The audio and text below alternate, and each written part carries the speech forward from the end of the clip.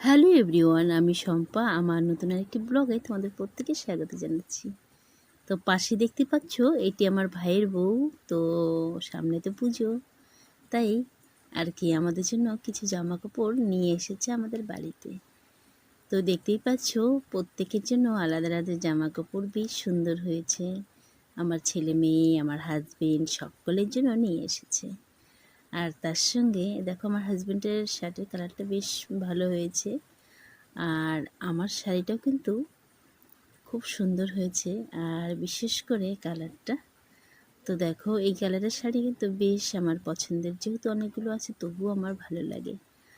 আর এই সামনে পুজো, যদি সকলে মিলে এরকম আর কি কেনাকাটা করে, তার মধ্যে এই জামা কাপড় দেখাদেখি করে, মনে হয় যেন সামনে সত্যি পুজো চলে এসেছে। আর সেই একটি আনন্দ, সেই আনন্দটা কিন্তু একেবারেই আলাদা।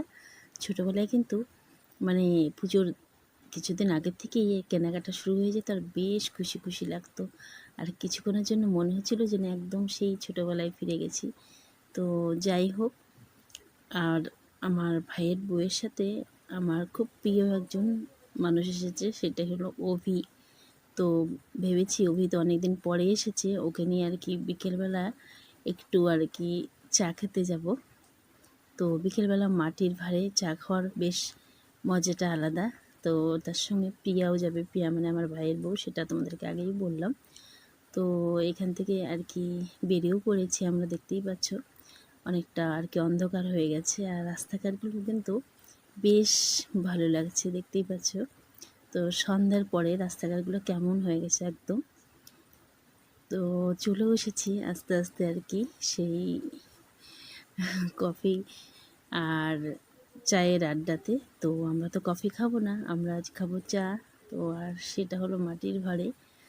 তো দেখো, বেশ খুশি খুশি লাগছে, যেহেতু অনেক দিন পরে আর কি সকলে মিলে এক জায়গা হলে যা হয়। আর অভি আর কি খাওয়ার মেনুগুলো দেখছিল, ও বলছিল আমি চা খাবো না। তো ওর জন্য কিছু আলাদা আলাদা খাওয়ার অর্ডার করেছিল, আর তার সঙ্গে কিছু পকোড়াও। আর অভি ভীষণই লজ্জা পায় ক্যামেরার সামনে আসতে, আর তবুও আমি লুকিয়ে লুকিয়ে কিছু ওর ফটো এবং ভিডিও তুলে নিয়েছিলাম। ও কিন্তু আর কি জানতেও পারিনি। যাই হোক, তো ও ভীষণ একটু লজ্জা পায়, ক্যামেরার সামনে একদমই আসে না। তার জন্য আর আমরা দুজনে ভীষণ খুশি খুশি ছিলাম, যেহেতু অনেকদিন পরে আর কি অনেক রকমের কথাবার্তা থেকে যে অনেকদিন পরে দেখা হলে যা হয় আর কি। তো দেখতে পাচ্ছি আমার ভাইয়ের বউ কি ভীষণই ভালো, ওর নাম প্রিয়া। তো আমার মাকে ভীষণই ভালোবাসে।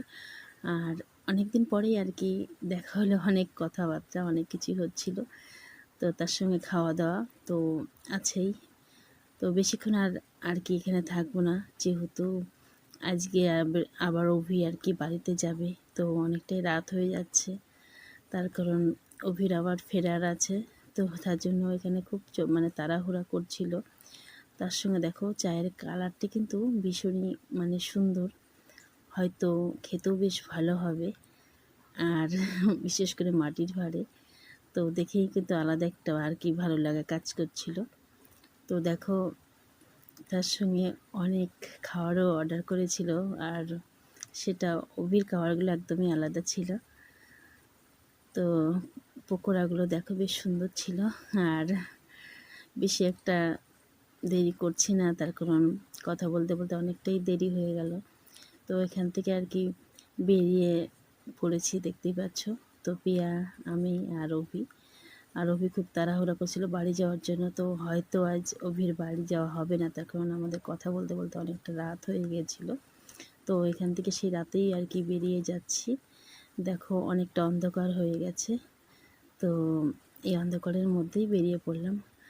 আর অভি হয়তো আজ যাওয়া হবে না, কিন্তু কাল সকালে যাবে।